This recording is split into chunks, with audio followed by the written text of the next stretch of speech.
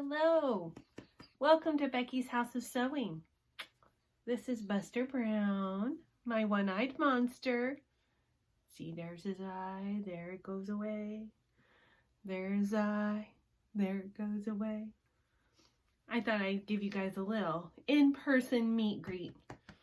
This is the little monster that was making all the noise on the first episode. And you can see, he just needs a nap. Don't we all? Good boys. So welcome back to Becky's House of Sewing. Glad you could join me. So this is a podcast or a vlog of all things needle and thread. It's where I do a lot of my sewing. As you can see, I changed up the design wall. This is the donation quilt that I was talking about. Funny story. I've put the instructions for this quilt in a very safe place, which means I don't know where they are. I'm supposed to do something with the offcuts to make half square triangles. I don't know how big they're supposed to be. So I basically, I'm kind of winging this quilt, so I thought I'd have something different on the wall. I started sewing together my tumbler quilt strips and then got mad, and so I just then pulled them all off. Who has time to deal with that?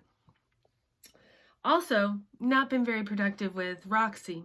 So this is where we are, even with the needle in it. See, that's what I was working on this morning this afternoon with Wednesday Stitchers, because it's Wednesday. So what's the holdup? I'm all excited, token of fall, ready to go, all excited. Why haven't I made much progress? Well, it's because the last few strawberries are specialty stitches, which I'm not afraid of specialty stitches. I can do them.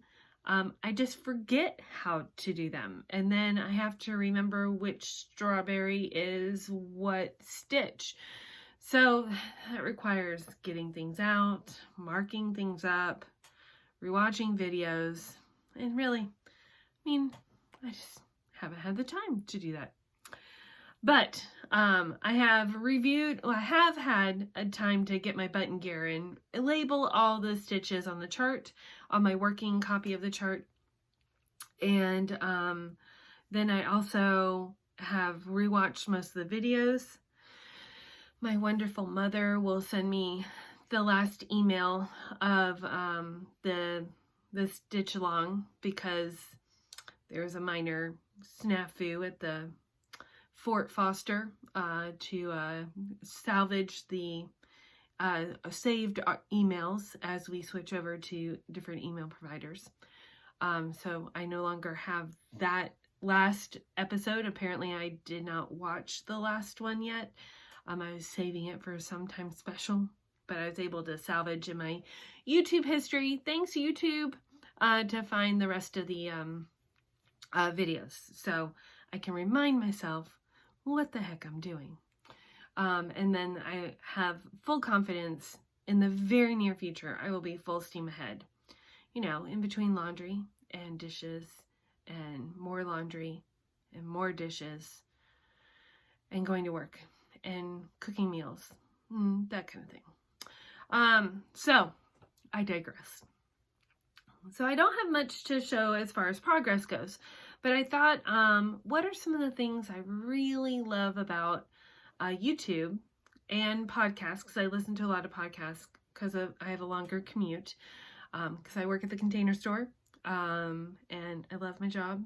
So if you need me to help you design your workspace or a new closet, give me a ring, call me, I can help.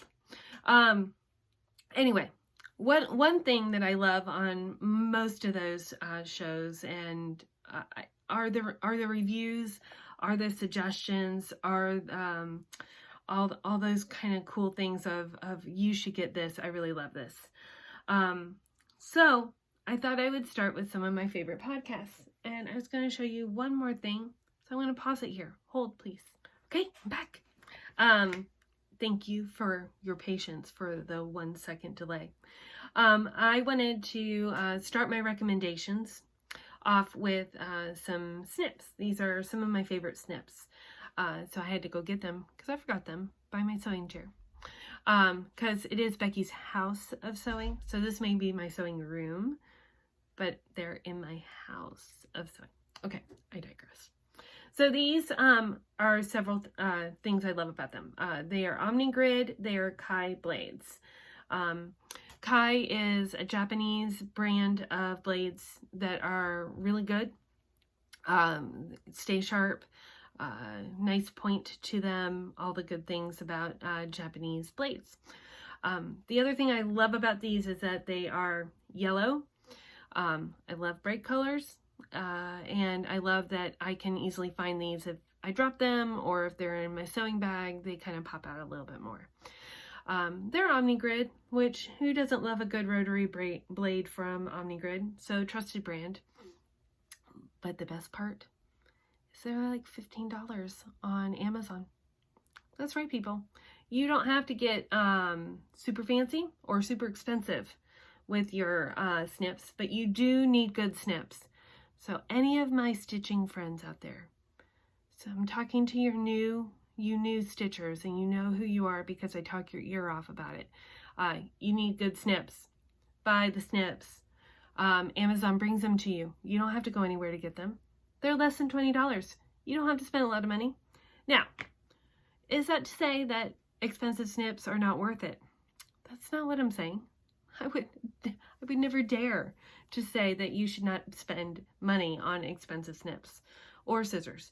If you deserve the treat, and you know you do, you should get the snips or the scissors. Fully authorize you, enable you. Go buy things. But I really love those. I have a pair of Fiskars too that have the little what's that, a spring in them, so they kind of open themselves up. It saves your hand a little bit. And I use them kind of intermingling, but I use these more around my sewing machine than I do with my cross stitch. For some reason, I just really like the yellow. So that's my recommendation on scissors. For podcasts, I definitely wanted to share some podcasts with you guys. And I've listened to a lot of them, so I might share some more throughout the next few episodes. But I wanted to share some of my super favorite ones that like I can't wait to listen to. I get really excited about that. I have discovered that it almost doesn't matter what the subject is, as long as it's about a creative person or somebody whose business is a creative field of some sort.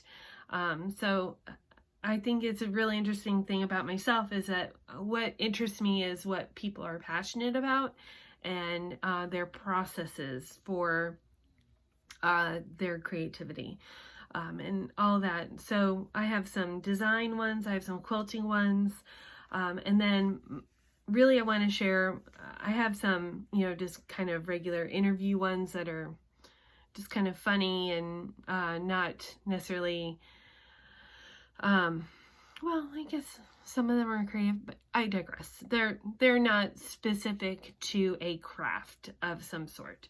And the first one I want to talk about is that. So it is around women and community, and it is called Satellite Sisters. And I just can't tell you how much I love this podcast. So it is 3 sisters who are siblings of 8. There are 5 sisters and 3 brothers in the family. At one point or another, all 5 sisters have been on the show.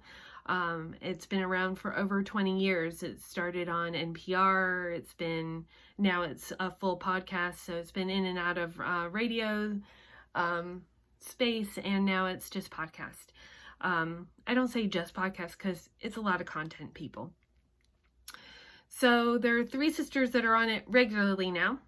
Julie is the oldest, Liz Dolan is the middle sister, and Leanne Dolan is the youngest sister of all the siblings.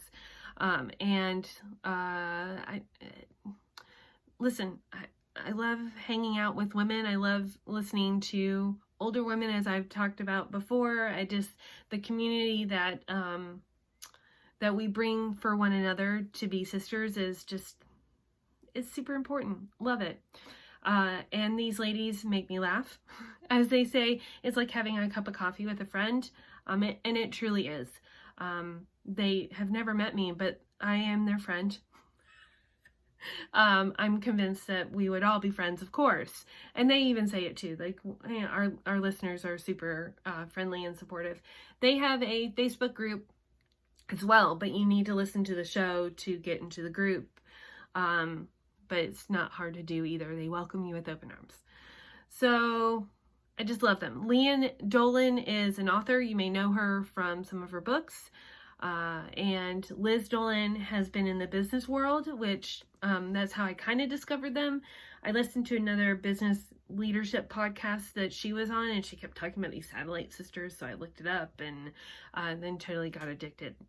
And then Julie Dolan is I retired now, I suppose you would say. She's an urban nana, as she calls herself, a grandmother of 5, but she has lived all around the world, worked in academia, in mostly like universities, I believe.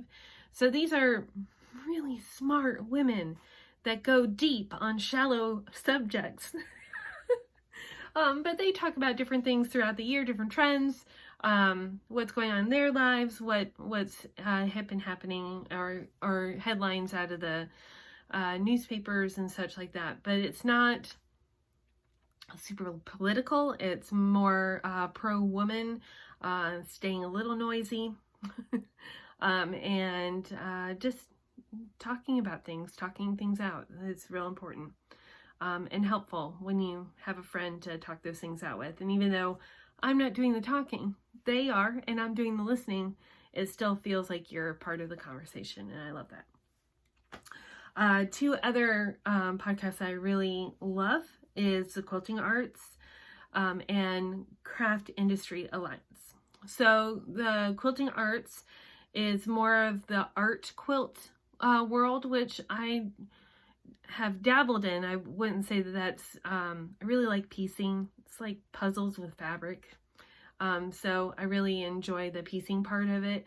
But all quilts are beautiful, and the whole process of making a quilt is interesting. So those 2 hosts, Vivica Denegri, and Susan Brubaker Knapp, 2 names that I love saying. I mean, how fun is that? They host this podcast, and I believe you may recognize Susan and Vivica both from hosts of the Quilting Arts TV show that I believe is on NPR or PBS.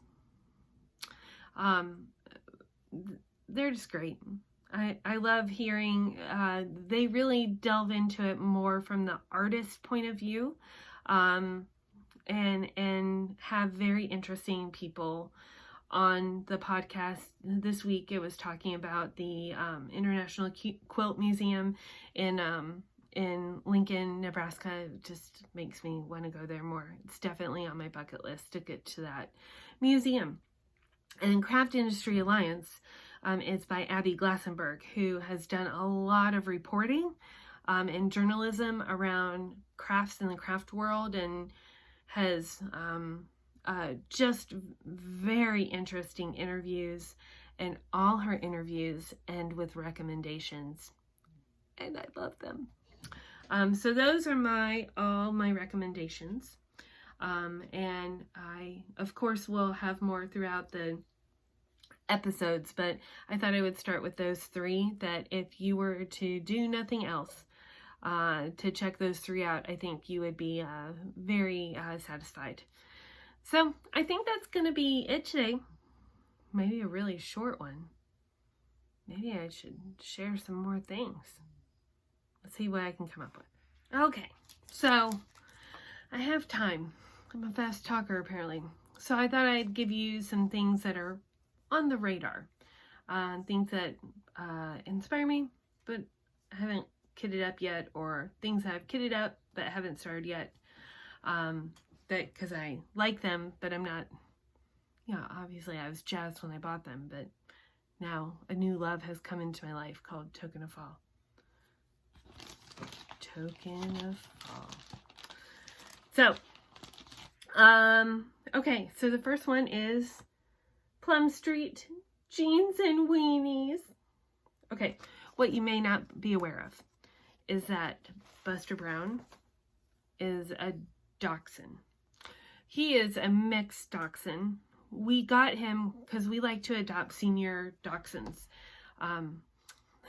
This fit our lifestyle more. We need more couch potatoes than an active kind of dog in. Then I get more dogs. And who doesn't need more dogs? So, we're pretty convinced that Buster is a doxy doodle. So imagine a poodle face and just about a 1/4 inch off the ground. Totes adorbs. So I thought, since dachshunds are in my life, that would be perfection. Okay, love it. Love Plum Street.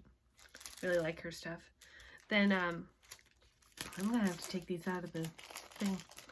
Pardon the crinkle, as they say in the YouTube world. So this one, I've already forgotten the name of the designer. So pardon me. Let me get this out too. Make sure I know everything. Tell you the accurate thing. This was a kit. Me. This is a kit that I saw on one of the more recent, I think it was Quilter Station's cross-stitch retreat, and I really needed it. And this is from Chessy Me. And it was not easy to find. When I fell in love with it, I immediately started stalking it, and it took a couple tries. And I believe I got this from the Silver Needle. They had a kit, and so that's where I got that. Feeling very cool that I got something from the Silver Needle. But it's Long May She Wave. So get up close on that. Long May She Wave. I've been kind of looking for something patriotic that is a small, that it's the right style. There's a lot of patriotic out there, but nothing really sang to me until I saw that. So even though the Jeans and Weenies, they also have some patriotic stuff in it, but it wasn't solely patriotic. So as you know, I like Liz Matthews. And I got her exclusive from the Acorn and Threads, where they were celebrating an anniversary. So I got her kit for that. I thought I liked it. Struck a chord. It has, I think all those border squares look like quilt squares to me. I like the acorns in them. I like the sentiment. I like the scissors. I like Liz Matthews. Liz Matthews also lives in the Maryland area, and I have family in the Maryland area, so I just assume that we've got to be cousins somewhere along the line, because I either want her to be my friend or to be in my family, or both. Wouldn't that be lovely? Because cousins are the best of friends to have. Ask me how I know. I've got a lot of cousins. Alright, so this is a really old book that, guess where I got it from? My mother. But I want to show you, I believe this is from the 80s. I want to show you this picture of Pat and Charlene. I know they're in here somewhere. So I saw it and I was like, boy, that's totally 80s. Okay, are you ready? I mean, 80s? Am I wrong? Am I wrong? Okay, so this is Nickel Quilts. Great designs from the 5-inch square. And there really isn't anything, I don't want to show you this part here. Anything in here that I don't like. I mean, look at the cover. Great quilt. Look at the back. Great quilt. They're all just like that. I just really like them. So, look forward to doing some things out of there. Another book that I may have already shown is this guy. Acorn Cottage. This is a newer Martingale book that really want to blame my aunt for making me buy. We, on our, in July, when we had our little cross-stitch retreat with my mom and my aunt and myself, we did an excursion to Tennessee and went to a couple quilt stores and a couple cross-stitch stores. And somehow I missed this book and my aunt bought it and I didn't. So when we were back rolling around in our delightful haul, I looked at this and I was like, well, I'm ordering that. Amazon, here I come. And then the infamous Lori Holt Kaleidoscope. So I got this book because I really want to do the quilt. I really love that block. But there's also a cross-stitch pattern. Twofer. But I really think I want to do the 12-inch block of this with different fabrics. But I really like how that reads with the solids. So I might just have to buy a fat quarter of solids or something. Yeah, darn. All right, so that's going to conclude today's edition. I will see you next week. Thanks for joining me. Please subscribe, like, share, do all the things. But we'll watch it 2 or 3 times. That works too. Up those views, baby. Anyway, thank you very much. Look forward to seeing you next week.